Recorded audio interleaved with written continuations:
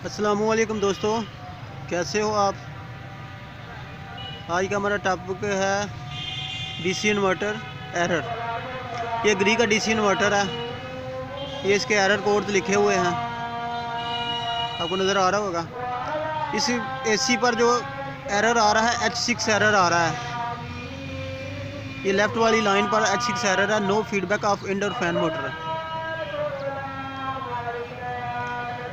हमने नीचे से इसकी जो इंडोर पे है उस पर देखा H6 एरर आ रहा था, तो हमने इसकी ब्लोअर मोटर चेक किया। No feedback of indoor fan motor.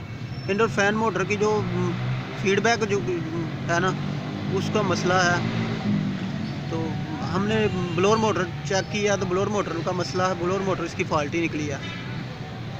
तो ये इसके ग्री के एरर कोड्स हैं।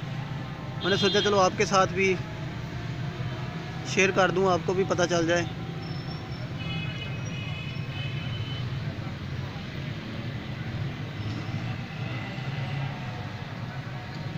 इन्होंने काफ़ी सारे जो है ना इंडोर आउटडोर के दोनों के ये इन्होंने इकट्ठे ही दिए हुए हैं एरर कोड्स।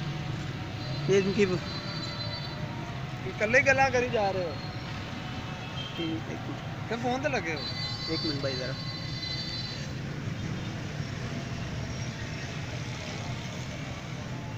ये इसकी आउटडोर की पीसीबी जो है ना, उसकी वायरिंग डायग्राम है।